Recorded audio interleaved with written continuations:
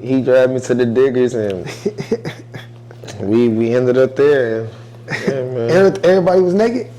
Nah, they get semi. They be having the pasties, and then but some of the girls they don't be having okay. the pasties on. They'll pull it to the side. You know, they'll assault you up in there. Yeah. You know.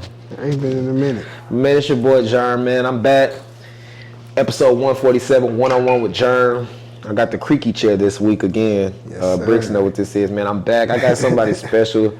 Y'all done seen them. I think you the man on two podcasts outside of us doing these shows, brother. Yeah. We did the first one with Kane. Yeah, and then we did our second one. Yeah. With the infamous picture. We did it with Jennifer, actually. Remember? Yeah, Jenny Sunflower. Yeah. That was our last one. Yeah, with your infamous picture that you took after the show.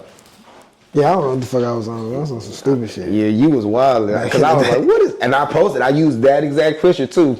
My boy Ridge Hard in the building. What's up, my boy? I'm good, man. How are you, man? It's been a minute. Good, man. How's everything? How's life? I see you got your little man with you tonight. Yeah, it's just kids. Right now, kids and the girl. That's it. You know, my girl is like... That's really on some... Just figuring this shit out. Are you getting married? Am I getting married? Yeah, are you getting married? Oh, maybe we get married. Is it in the that's definitely a goal. You know what I mean? That's a milestone to get to. Am I getting married like right now? No, hell no. Oh no, not right now. But soon. Soon. Yeah. You're getting older. Yeah, for sure. You want more kids? Oh damn. I would if once the money get right. I couldn't do what I did when I was 17, 18, bringing kids into this world, even at 26. Yeah. Couldn't do that. I wasn't thinking. Yeah. Like, you know, you bringing kids into a world that you don't know shit still, and you still bringing children in here. Like, you can't move like that. Bro, I just had a wild conversation with my daughters tonight, just about teaching about responsibility and stuff. Just had a long spiel. I'm like, bro, y'all going to 5th grade. Y'all got to get it together. You got to figure it out, bro. Yeah. What's your best advice that you have given your kids that you were like, damn, I'm a dad now? Well, you was like, man, that's some dad shit. Yeah. Yeah. Really, right now, I've been giving them, like, financial advice. Like I'm told London the other day, like, when you start talking to dudes, like especially when you get older, like ask them what's their financial background. Ask them how much they know about finances. Do you have a savings account? Do you have a brokerage account? Do you have a high yield savings account? Like, are you financially educated? Because you can get with the wrong man and he can lead you down the wrong path. Down the wrong path because he don't understand money. He don't understand how money works and shit. So that's what I've been talking to my kids about, saying to my son, like, you're a man. One day you're gonna be a man. You need to know how money works. Exactly. Or if not, you're gonna be always working for money. So. And instead of letting money work for you. Yeah, like he know about the stock market. What colors is going up? What's that mean when it's going up? Bullish. And what colors is that? Green. Mm-hmm. And what colors when it's going down? Bearish. And what color is that? Red. Yeah, see, like you got to teach them young. He knows. And see, that's the stuff they're not teaching in school. Yeah, they're not gonna teach you that. Yeah, it's too powerful. And rightfully so, the teachers don't know that shit. And everybody rich. Yeah. Teachers don't know about that shit. They can't teach it. They can't. How did you get into because I remember you started on your page. You was like, man, I'm going a new way. I'm doing the stocks. I'm doing. Remember I said that? Well, you didn't say it per se, but you know, all your videos and reels were going towards that motion. Oh, okay. And I was like, all right, look at my boy. That's why I knew you was off the card of insight. I was like, yeah, my boy getting to that other paper. Yeah. So how'd you navigate yourself into getting into that space, into that field? It's like, man, I'm gonna teach myself this, or I'm going to learn something and try to better myself and give myself some freedom. I lost everything. I lost my house, lost my car, lost my phone. Like, I lost a lot of shit last year. And for the first time in a long time, I had to be still. Told you I'm gonna get deep with you. Yeah, ready? Come on. I'm here. I'm always ready, bro. So the first time in my life, I had to really be still. Like, I couldn't do no red balloon shit. I couldn't do no media shit. Like, cause I remember I asked Ridge last year, I was like, let's do something. And he was hesitant. Yeah. So now it makes sense. Yeah, I couldn't. Like, everything stopped. And I had to get back on the bus. I was like, that's how shit, like, crazy shit got. And in that moment, though, I didn't understand why. Like, I really didn't understand why. It's going to get to the stocks. No, you good. Take your time. Slow walk the dog. Yeah, I didn't understand why all this shit was happening. Like, I didn't understand, like, I'm like, God, I'm moving. I'm trying to move in my purpose, this and that. Like, why are you taking everything away? I really didn't get it. But, yeah, I had to get back on the bus and all that shit. And then one day, I was on the bus watching reels. Like, I was going to give, crazy. I told you, this shit crazy. I was going to give plasma. Bro, what's so funny? Like, that's how bad it got for a nigga. What's so funny? I was just talking about plasma with somebody yesterday or today. I used to do it. Yeah. Yeah. It got bad for a nigga. So yeah, I was going to give plasma, and I was on the bus just scrolling through some shit, just trying to pass the time. And then this girl came on my timeline. She was talking about ETFs, which is like a basket of stocks that you can buy. Instead of buying a single stock, you can buy ETF. Like you can buy an energy ETF, you can buy a memory ETF, you can buy like the VOO, it's the S&P. You can buy that's the top 500 companies. So that's an ETF. You will buy that, and it'll annually give you a growth with anywhere between 5 and 10% on your money every year. So if you keep putting money in there, it's gonna compound. So once you get this group, you could just keep adding. You just add whatever you want. You can buy the whole stock. I think VOO sitting right at like 6 something right now, or you can buy fractions of a stock. So that which you would call dollar cost averaging. So you would just buy each week. Or every 2 weeks or whatever. Right, whatever's comfortable for you, okay. you would just buy it. Instead of trying to time the market, you would just buy stock. So basically, yeah, this girl came on my timeline, she was talking about ETFs, and then I had an interest for stocks in like 2022. I was studying it a little bit, but then I fell off. I just started doing some other shit. So when she came back, I was like, damn, let me just try to get back on this shit. But it wasn't more so stocks, it was more so trading. Yeah. So I was like, let me just try to teach myself how to trade and shit. Trading. Yeah. They hand in hand. And then, yeah, bro, just from there, bro, I had time again. So I'm on the bus. I had to go back to work, like working at the warehouse and shit. So I had a lot of time to myself. So in those down moments, I was just teaching myself how to trade, like every day. And that shit, I just liked it for some reason, bro. Like I just liked that shit. And when did you see your first in the green moment with trading? Like you were like, okay. Your first positive, that's what I guess I should say. Like me, like winning, or just like first, what you mean? I guess your first, when you first got into the trading market, and you was like, all right, I got to figure this out. What am I doing? And then you saw your first, once you got your foot into the paint. Oh, okay. What was that and like that experience and everything like that? I think when I realized that I can understand the charts. So like I can read the chart. So once I understood that, I think that was my first moment. Like, okay, I'm getting it. I'm getting it. Like I understand that it's all about patterns. It's all about how price moves. So basically, when you're on the chart, you're reading price. So if you can understand that, that's called technical analysis. It makes it a lot easier for you to know where to go get the money at. Like, I can give you an example right now. Oh, that boy gonna give me the in the field example. So you got my phone? Oh, here we go. So look, I'm gonna give you a quick example. So when you do the trading and you're reading the trades, is it hard at first? Or Yeah. To be honest, investing is a lot different from trading, right? Anybody can become an investor. You don't have to understand charts to invest. This is technical. That's why it's called technical analysis, because you got to get technical understanding, like zones and shit right now. So basically, it's in a downtrend, right? Because the candles are going down, they're red, and it's breaking structure. Basically, what that means it's making lower lows. So this is a low, and then this is another low, and then this is another low. So it's like 3 different lows. Yeah, but you got to identify the lows. So that would be called breaking. That would be called, the trend is bearish. You're breaking structure to the downside or whatnot. I can get real nerdy with this. I don't want to go. It's not nerdy. It's more interesting of just comparing to just trading stocks to trading. Is it more? Now let me ask you. Is it like more like? Is this what the Forex guys do? Is it the classes that they teach and stuff like that? I trade. So what you was just looking at, that's the futures market. I trade the futures. So I trade the Nasdaq. I trade the S&P. I trade gold. I trade oil. So that's what but in Forex, you're trading money, currency. So you're trading like the U.S. dollar versus the Japanese dollar, the Japan versus the yen. You trading money in forex. Okay. So they're all the same. Once you understand charts, even in options, that's the stock market. It's all the same. Once you can read charts, you can do all three. You can do all of that. Yeah, but I haven't dabbled in that. Options is a little bit more. I mean, you got to deal with like premiums and the deltas, the Greeks, and all this shit. But it's pretty. What's the best thing to trade right now, in your opinion, that you've seen that more times than none, it's going to hit in the green or it's going to stay high? It don't really work like that. It's like it's gonna go. The market's gonna do what it's gonna do. Right. So what you got to do in trading is you got to think ahead of the market. So that's why I'm saying it gets technical. You got to understand price is going to certain zones. It's going to certain lows. It's going to certain highs, depending on where the trend is going. So, and you got to train yourself to see your setup.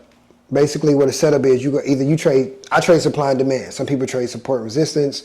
Some people trade order blocks. Some people swing trade. Some people trade cup and handles. There's a whole bunch of strategies out there that you can trade. So you gotta like,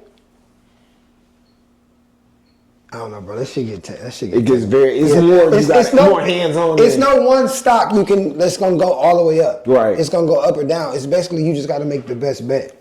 Basically, like gambling in a sense. It's gambling. It's technical gambling. Okay. Like it's real technical. Like super technical. Because gambling, you could just, I think LeBron gonna hit 31 points. Right. And you might win. You might get it or might not. The charts, you can be profitable as fuck. You just got to know where it's going on. So you got to get real good at reading those charts and understanding patterns. Because the candle's gonna do the same thing every time, but you got to get real good at that. Where you can pinpoint. Where you know, okay, bet because it's a rejection candle, it's a double bottom. The EMAs is underneath the thing. Like you got to get real technical with that shit while you watching the chart, and you got to and depending on what type of time frame too, when you trading on. So I trade on the 5 minutes. So I'm trading every 5 minutes.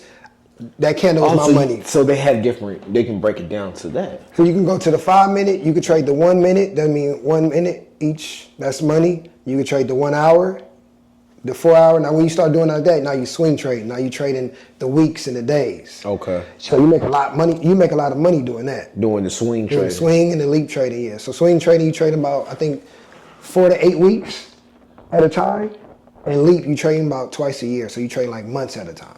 And so when you do that one trade, you just have to wait it out to see what it does. Yeah. You basically it's like you said, it's gambling sense. You're betting that Apple is going to go up in the end of the year, and for the most part, Apple is. That's a safe bet. Of course. But it is going to go down, so you have to have a lot of money in that shit too, right? So now you talk about stop losses in this. So stop losses, like when you enter a trade, it's going to go up.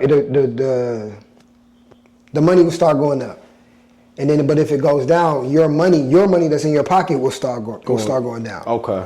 So you got to understand where to put your stop loss and shit. So when you swing a leap trade, you got to have some money because you holding them trades for weeks that amount of and time. for months. I'm only holding my trade for 5 minutes. Right. So I'm only trying to lose $100-something. Not the major. Yeah. Not until you got to build your account. Your risk can get higher, and the higher your risk, the more money you can make though. So. The bigger the risk, the bigger the reward. Yeah. What do you find is like the most easiest application, or is there like multiple applications to use when you're trading, or you just use like just one specific one? No, I just trade. I really just trade the NASDAQ. Just NASDAQ? Yeah. It's like a website? Y'all go to what? No, you trade on TraderView. Okay, that's how I get what you saying. That's what I meant. Yeah, that's what. Yeah. So you trade, TraderView.com. Okay. Yeah. Because you can trade with your broker, but you got to learn. You got a broker, or you do it all independently? Yeah, I trade TraderView, but I trade on TraderView. Okay. But I'm going to get off TraderView to trade on a broker because you can't leave runners. You can only trade one contract. And what a runner is, so let's say your price hits your target, right? So you would move your stop loss up so you can be in profit, and you can take like a couple contracts. So you would put 4 contracts on that. You could take 2 contracts, take that money because it hit your first target, and then let it run up. You leave the other 2 contracts just going. Just going and going. So that could be your money as well, and you just keep moving your stop loss up until eventually price comes down, but you already in the green. You ain't losing no money. So that's what trading on your broker is. Right. Okay. Right. So do you how often do you, and not to get personal, but like how often do you pull like your winnings, your funds out? Do you just keep them in there, just let them keep Keep them growing in there and for the most growing? part, because you got to pay taxes on that. They don't teach you about that when you learn how to trade. They just tell you that you're gonna get paid. You're gonna get paid, but Exactly. you'll pay taxes on there.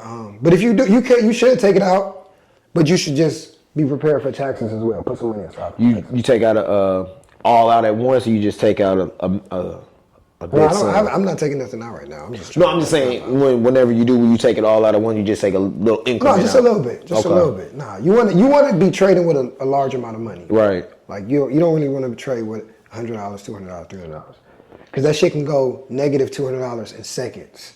I lost $500 in like 89 seconds. Damn. And I had to leave work.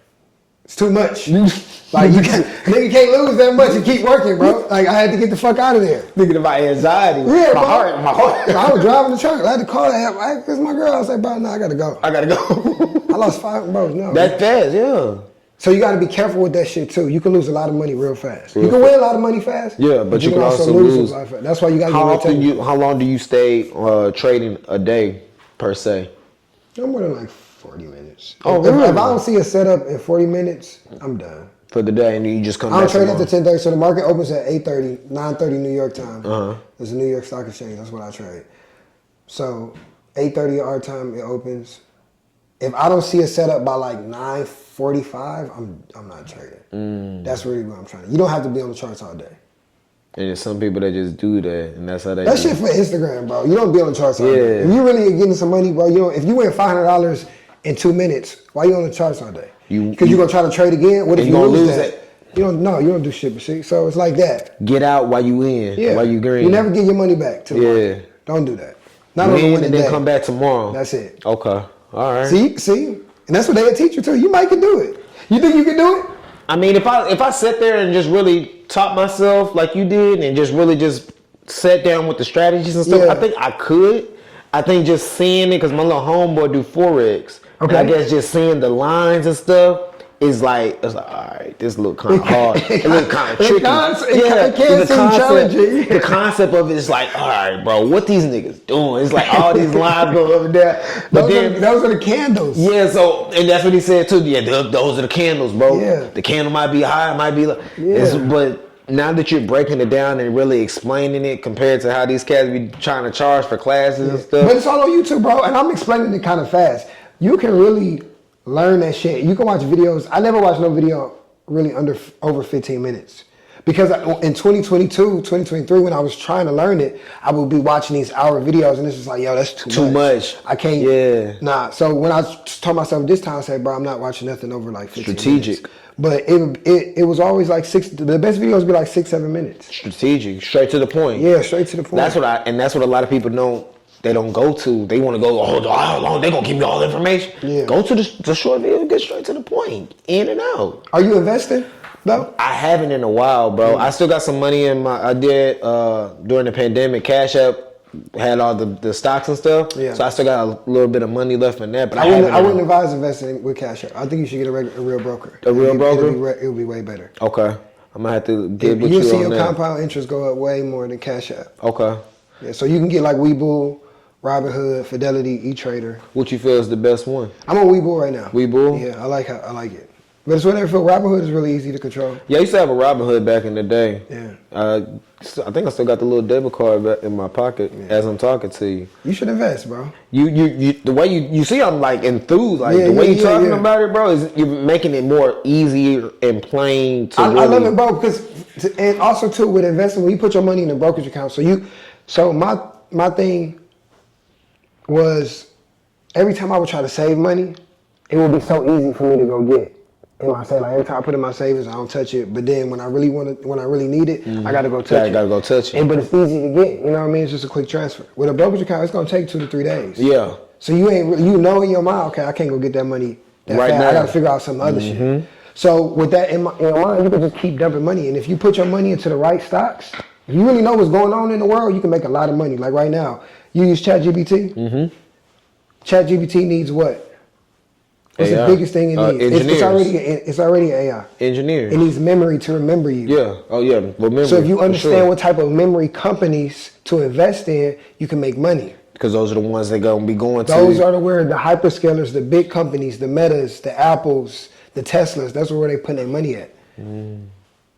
So if you understand what companies control the world, bro, you can make a lot of money in investing. If you just know where to put your money at.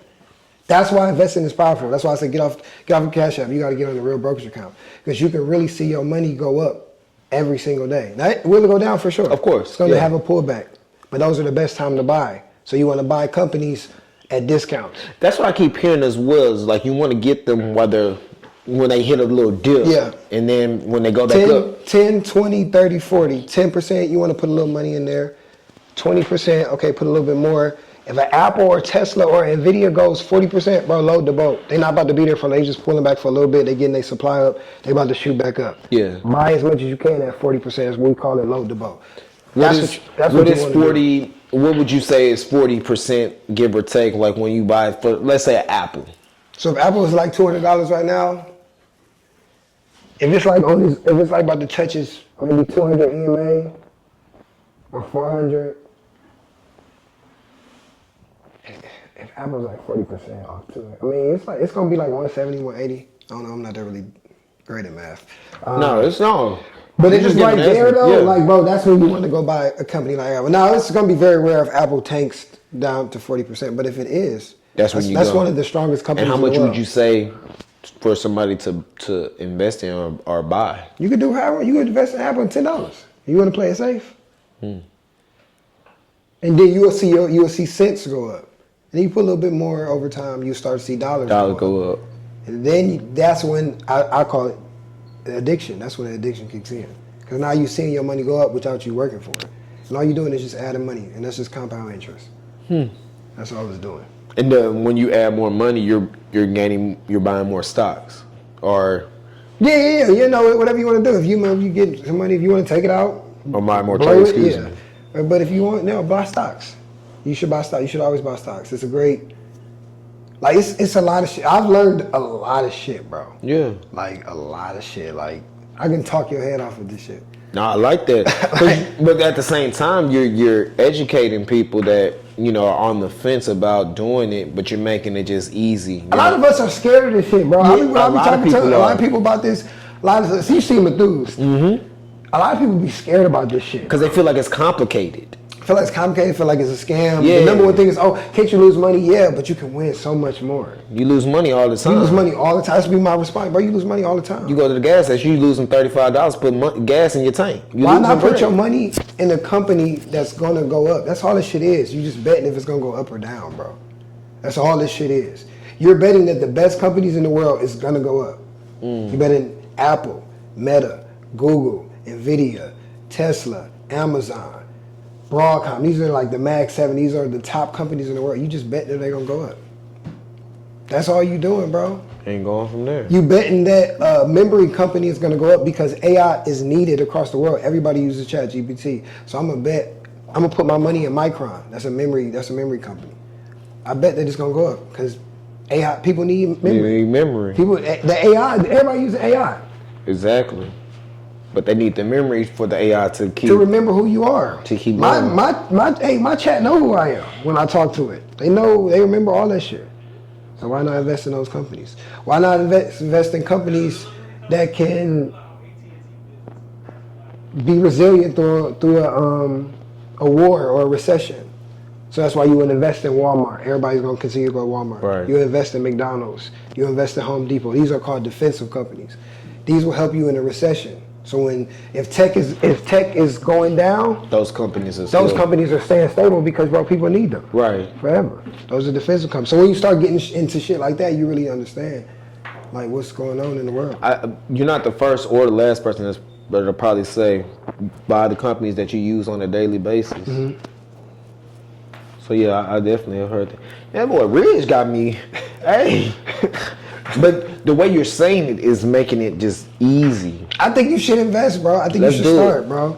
We can get you a broken account. We can get you a broken team. Yeah, for real. Like for real. It's like everybody do it. Put $100 in it. You got $100, just put it in there. You're gonna see it go up. You're gonna see it go down a little bit, but you're gonna see it go up. I'm really gonna look at this week, starting this new week, and get on YouTube and really just dig in to see what can I learn even more. Hopefully, Reg will send me some videos as well. And I want to divulge, brother. You got me thinking for real. Yeah. Cause the kids ain't getting younger. We not getting younger. You gotta have something to fall back on. That's one of the reasons why I learned to as a kid. I had to be able to teach. I feel like I need to teach my son some shit. Like, if I can teach him this, you ain't even gotta learn trading because, like, again, trading gets real technical. Right. But if you can just learn how to invest, bro, you'll be good.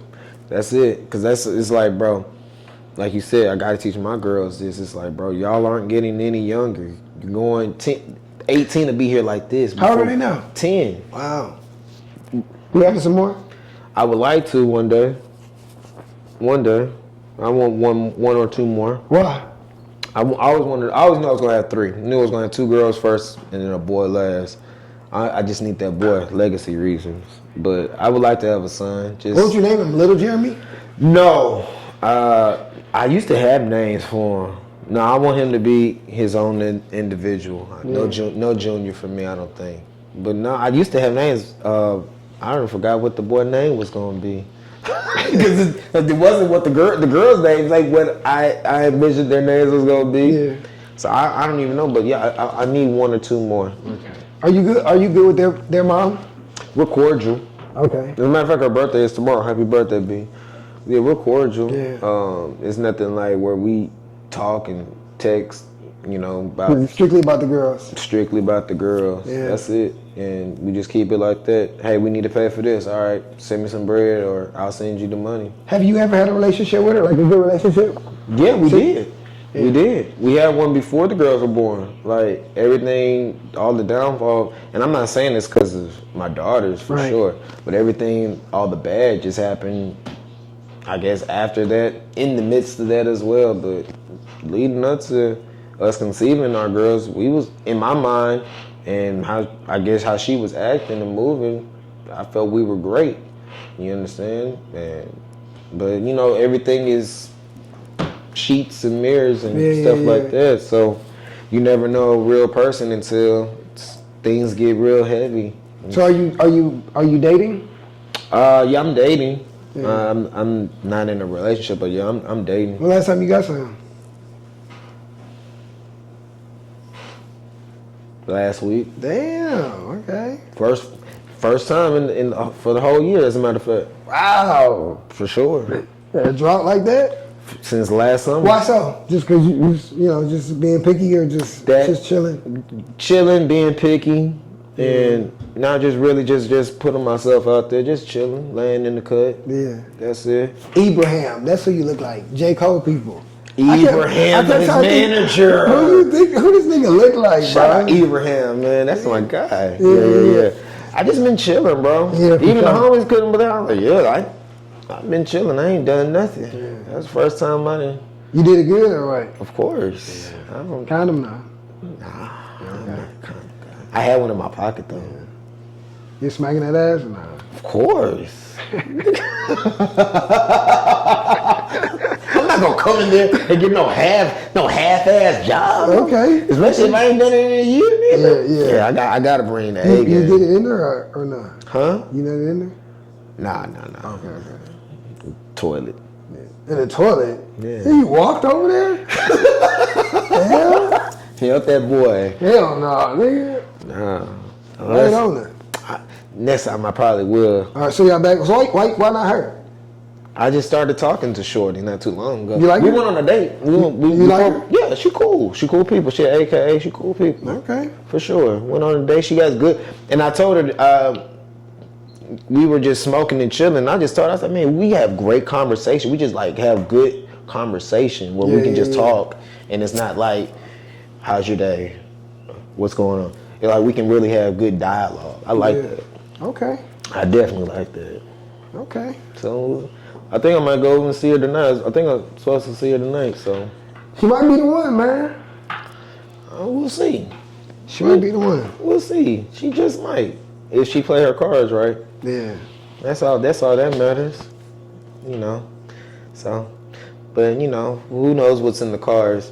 Maybe. What's how my boy what's my dog name, man? I'm a little lit, man, so excuse me. What's my dog name? Which one? Coop. Yeah, Coop. Glasses, Coop? Yeah. Coop good, man. Coop is amazing. I talked to Coop yesterday. Coop is great. Coop always had good energy, man. All the time. And nigga always had some good ass energy. All the My time. voice going up. All the time. Let's talk about it, man. When you gonna get back to rapping? Man, I ain't doing that shit, man. I can't do it. Like I do it on Have some. you tried? I've tried, yeah. I do it on some funny shit, bro. But I couldn't do it like chasing dreams type shit. Like, nah, I'm out of there. I remember Ridge. That was like our first podcast. That was Kane put me on to Ridge, and he was telling me about his dreams, man, and chasing J. Cole and rapping for Cole and stuff like that. Yeah. That's why I was like, bro, why you not rapping no more? The boy got bars. Don't think Ridge ain't got no bars. Yeah, I was nice. Yeah, it's still on streaming service. For sure, it is. Go stream it. I be listening to it. You still listen to it? Yeah, every time to time. Yeah. What you think of yourself? And now that you have put that out. I think I was nice. I think towards the end I got really nice. Yeah. Like I really started to find my sound. I think I was cool. But you know, everything happens for a reason, bro. Once we got on the Red Balloon shit, bro, it was like I was locked in on that.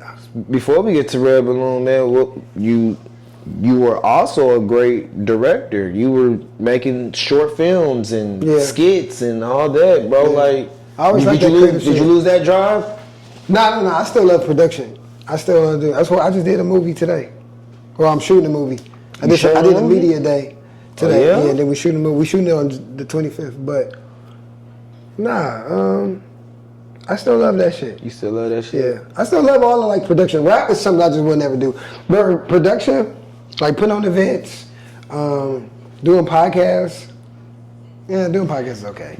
Now let me tell y'all before I continue on with Ridge. Ridge has been a heavy advocate. We need you behind the mic. We need you back behind the mic. When I tell you I've gotten plenty of DMs from Ridge or text messages from Ridge saying we need you behind the mic. So Ridge has been an advocate for sure in my corner, like for sure. And I appreciate him. Yeah, like, bro. You was dope, nigga. Like you had a lot of people coming through.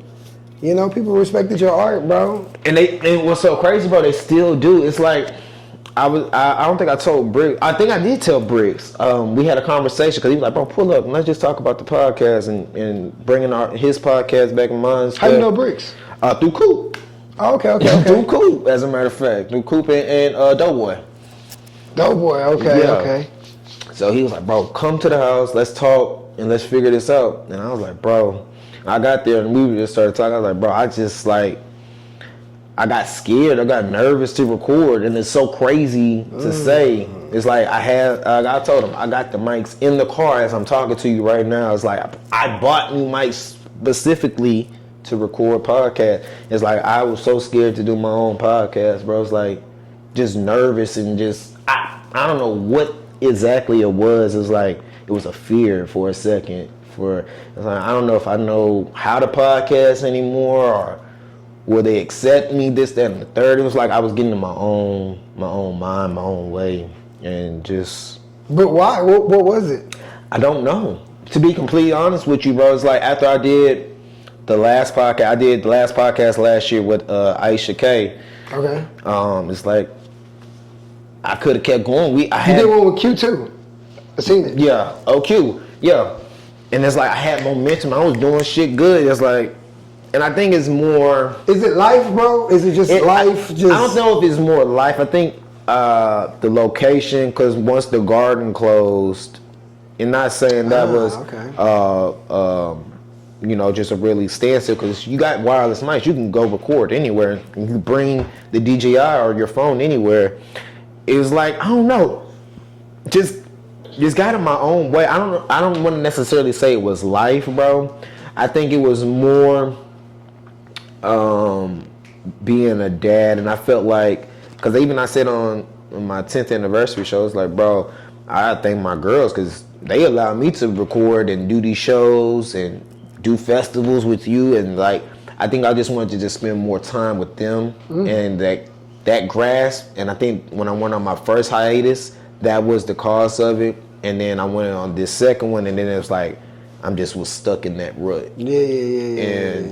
Couldn't dig myself out of it. And like I would tell myself, all right, bro, we got to get back to recording. Like, I would tell myself this, Yeah. you know, even with y'all saying, you know, trying to speak words of encouragement, I would tell, all right, bro, we got to record, we got to da-da-da-da-da, and just wouldn't do it, bro, and procrastinate.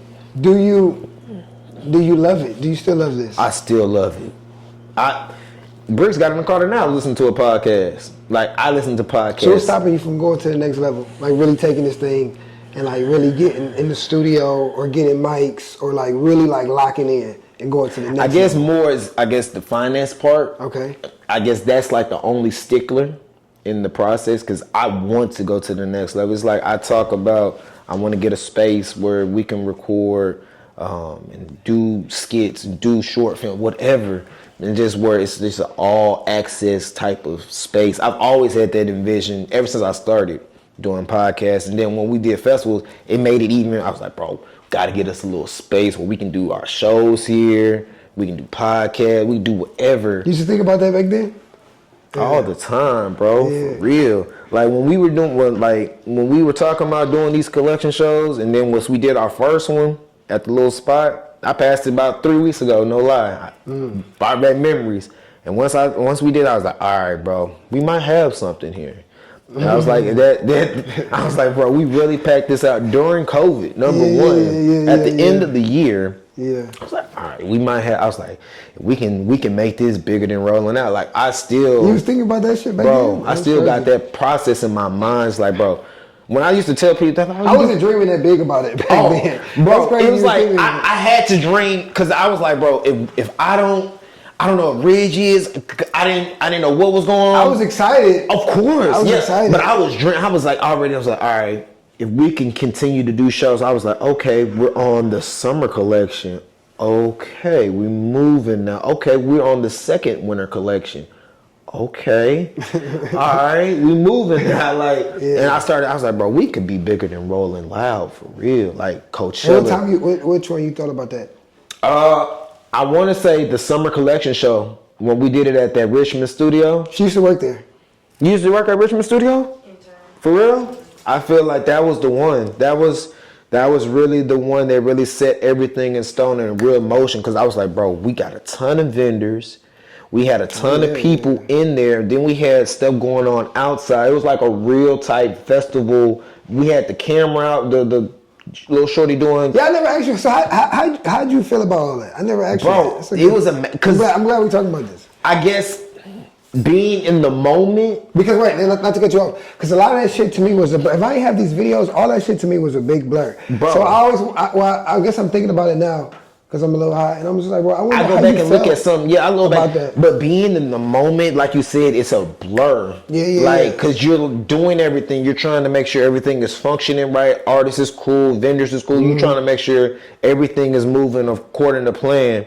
But like at the time, like now that you can sit back and really look at it, bro, we really were doing some amazing things. Like some of these artists had never performed before touching our stage. Yeah, a lot of people be telling me that was their first show and shit. Bro, I didn't even know that. A lot of artists tell us that, and I'm not to sound cocky or anything like that. I haven't seen nobody do what we did since we stopped doing shows in the city. I think it was time, bro. To be honest, I think it was right after COVID. Yep. It's 2021. Like niggas been inside all year. Like I think we just timed it right. We timed it perfectly at the right time. You know? And what's so crazy, people don't understand. That's God for real. Like you can't do that. Like, bro, we started talking about that Black Friday. That November, about our first show, the winter collection. You remember we started talking about that in November. And then December we were throwing it. We was putting it on. Yeah. Cause at the top of the year I was gonna do a little birthday bash, and that weekend that COVID hit is when I was gonna do it, and that canceled out. Bro, I was in a rut till Ridge hit my line. That whole year I was in a rut. I was like, bro, we had it. We was right there. Like, we was gonna do show. And that boy Rich, he was like, bro, you want to do a show? I was like, hell yeah. Yeah, that's crazy. Because I didn't know how to go about doing it, where to go next, because I was just in that rut. And then when you hit my line, I'm like, hell yeah. And then we was all to the races. We didn't know what we was doing. Yeah. First show, we had a fashion show. And I only hit you up because you gave me a good, when I was rapping, see how everything works. Because when I was rapping, you gave me a good interview. And that's all you would ever say. But you gave me a Damn good interview. That was a good interview. So going back to what we was talking about before, like bro was taking you to the next level because that red balloon shit only happens because you gave me a good interview. So it's all back to you, bro. Like what's like, okay, you say it's your finance. How can we get better with our finances so we can get to the next level so we can really do this shit the real way? Because that red balloon shit happened because I remember like, bro, you was really asking me some nice questions. I've done interviews before with niggas when I was rapping, but you was like, damn, you knew like the lyrics to my song and like this, that, and I'm like, damn, okay, this nigga was like, he paid attention, he gave a fuck. For sure. Which made me give a fuck to ask you, like, all right, shit, I think he a creative. I don't really know the nigga right now, but sure. I think he might be a creative. Let's do this shit. Let's try. I don't really know the nigga, but hey, he gave me a cool interview. Let's figure something out. Let's figure some shit out. Yeah. And that shit worked like that. So, bro, that all happens because you gave me an interview. How can we get our finances right so we can really do this shit on the bigger scale? Yeah. Cause you got it, bro. No, niggas tell me that all the time. We for got sure. I'm talking about on the podcast. Oh yeah, and you know, bro, it's never just been about me. I don't care about the gratification or nothing. It's always just been about the guest, the artist, everything. Yeah, I'll get the accolades in the end, but it's like more just putting y'all out there. And I guess I know the people, and now, you know, sitting with On Mute podcast and getting back and being a guest host on there, it gave me that. Yeah, I seen that. It gave me the juices again. It gave me that rumbling in my stomach again to just really, all right, you can do this. Because once I got behind that mic and they got 2 or 3 cameras in there, I was like, nigga, this is nothing. Let's go. And it's just, all right, I got that mojo back. And then Brick hit me up and he really put that in my head. So Brick said what to you? He was like, bro, let's get this podcast back going. Let's get our podcast back going. Because he has Braggadocious. Shout out Braggadocious podcast. Shout out Braggadocious. Go subscribe to them. And he was like, bro, I want to get he had slowed down doing podcasting. And he was like, bro, I really feel like we can do something for the city. He was like, we got dope content. And it's just about creating content and being consistent with the content and just putting it out there. And he really sparked it back up into me with the On Mute guys as well. So it was just that validation of hearing it from somebody else. It's like, all right, bro, what are you doing? So how can we do it, bro? Like, what can we do? We're doing it now. We here now. My man, he got some tools, and we gonna go to different spaces. We gonna use this space here. He got a space at his spot that we're gonna use, and we just gonna, until we can build that up, until we can get our own little spot and go from there. But we just gonna keep building and weekly or bi-weekly and try to continue to figure this process out and try to navigate through the muddy waters, bro, because it's difficult for sure. It's not, and I'll tell you, it's not the same, and he can attest to it. We had that conversation. It's not the same as when we first started podcasting. It's like a completely different atmosphere. What started the podcast you was on? 2 West Boys and with all the gang, the Do-Rag Report. The Do-Rag Report. Yeah. For Why y'all sure. stop that? Niggas being niggas. They always want to do it. It's like, but they say they want to do it. Shout out my guys. But it's like when you ready to get into the field, let's really do it. I even got a Kick channel now. Like I got a little streaming channel. What's that? Oh, you be streaming? I not regularly, but I'm gonna start getting back on there, figuring that out. Cause it's like, bro, if Dean, AB, and all them cats can stream and make bread from that, what's stopping us from doing that? And we can actually put some dope content out there, and whatever the case might be, go to concerts, interview guys on the scene, live on the scene, whatever on the stream, whatever the case might be, and just go from there and just try to put the city on in the best way possible. So that's, I think that's possible. So I'm just trying to come with different, and then I was telling, I want to do more in-depth convos like we're having now. Just deeper than just the music. The average Yeah, I think that's important, bro, because we all grown. Like everybody over 30. For sure. Like we gotta have some like real men conversations, bro. Like, and it can still be fun and dope. Informative. Tap into what's really going on. What's really going on out there, bro? But I'm back in that mode. I'm feeling creative again and just alive. I'm feeling rejuvenated. Sometimes you gotta reset. Yeah. Like I haven't done shit all year. Like I did some shit today. I did some shit with you right now. And it's like been my most like creative day. I really haven't done like no media shit like this in a long time. So Just to get back into the groove of shit. yeah, just to do that, feel it, and then yeah, it's important, bro. We creatives, it's good for the soul. It's definitely good, and like you said, a good reset to a good reset to help rebalance everything. Yeah. That's really what I'm doing this year. It's a good reset. That's it. What was your favorite show of yours that we did so far?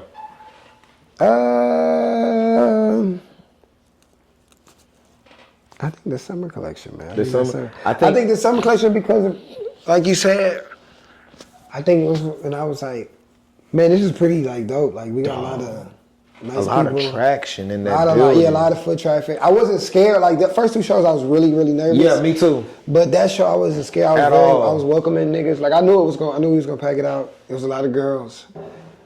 Packed. And, had Uncle Tino brought his whole band. That was fire to me. That was fire, bro. That was so hard. And it was just a lot of different people. Like it was just like wow. Mm-hmm. Like this the is diversity dope. of folks. Yeah, this is dope. I just think we hit a good run. That was cool.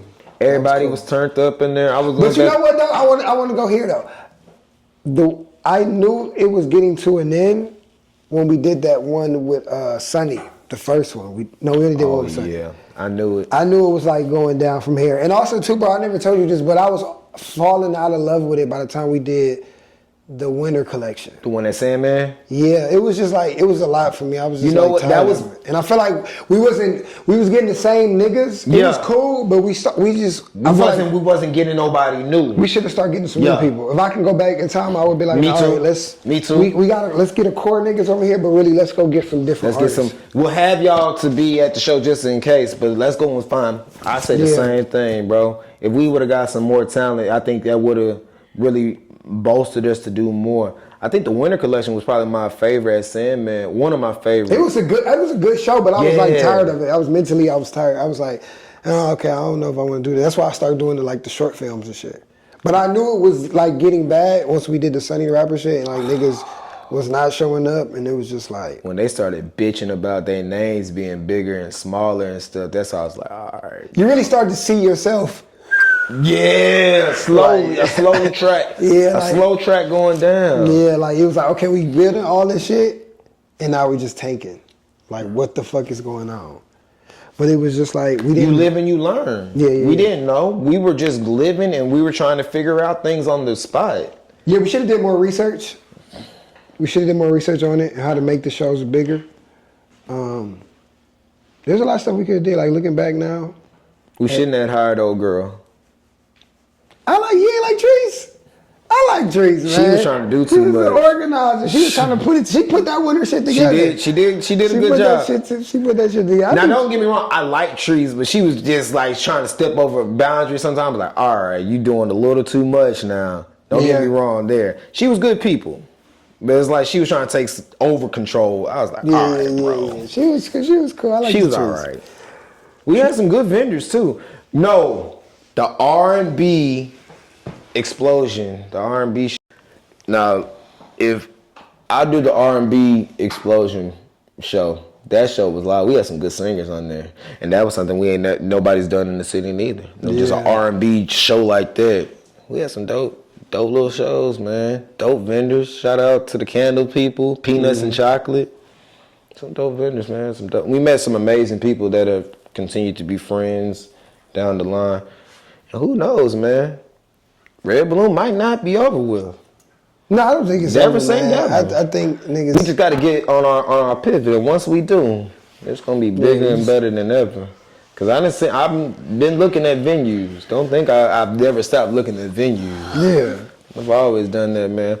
But before we get out of here, man, I just want to thank my dog Ridge coming through, having a good conversation with me, man. Talking about trades, talking about the future, the past, Red Balloon, and all of the above, man. And the next things. You might send back for a part 2, but we're gonna end it off right here. Ridge, before we get out of here, man, you want to give all your information where they can reach you or tap in with you or whatever the case might be? I know you might be private, man, but you want to give your stuff away? No, I'm not private. I'm still the same OG. No, it's just Ridge Hardy. I ain't really doing nothing that crazy right now. I'm just... He's not doing any crazy promo videos. Yeah, Ridge is the king of promo videos. I would definitely give you that. I'm just chilling. You know, and during that time, bro, I was just doing That was just you. Yeah, I was doing shit. I feel like that was gonna attract people. And you did a damn good job, because it really did, bro. Yeah. I think our last one we did with Buddy taught you out of the garden, that was classic. When we, okay. When we did a little show at the garden. Yeah. I I knew Kirsten around that time. Mm-hmm. Yeah, but no, that's it, man. I ain't really just posting a lot of shit right now. I'm just posting a lot of life shit. A lot of trading shit. Stocks and shit. Beating your son in basketball. Being just being there early on the. Has he beaten you yet? Has he gotten you? I think he beat me the other time, but nah, not really. If I play for real, he can't fuck with me. He can't mess with you? He ain't a hooper like I was a hooper. Yeah. I can fuck him his up. ass. He cool, but he ain't. He ain't you. I was hooping every single day. He not hooping every day. These kids lazy, bro. Yeah, he ain't hooping every day. I was different at 14. That's it. We was outside all day, all the time. Yeah. Man, He might be good. He's he can hoop. You hoop? My dog. He can play football. He can play soccer. He might be the one, Ridge. Yeah, he gonna get tall. He gonna be the one. Thanks my dog Ridge for coming for episode 147 of 101 with Jerm. Behind the camera, I want to thank my boy Bricks, Braggadocious Podcast. Y'all tap in with my brother one time, man. And follow me everywhere, 101 with Jerm. Except for Twitter, it's WTH. Don't follow me on there. But everywhere else, man, follow me, tap in. You got some dope guests like my boy Riz that you want me to tap in and interview. Let me know. Send them to my email. Got some dope merch that you want me to rock on the show. I'll rock a shirt. I'll rock a hat. Shout out to my boy Nacho, the famous people on the hat. I'll rock your shirt and your hat, whatever you got. Nacho, yeah. Mm-hmm. Send them my way, man. 2westboys@gmail.com. That's the number 2, WESSBOYZ@gmail.com.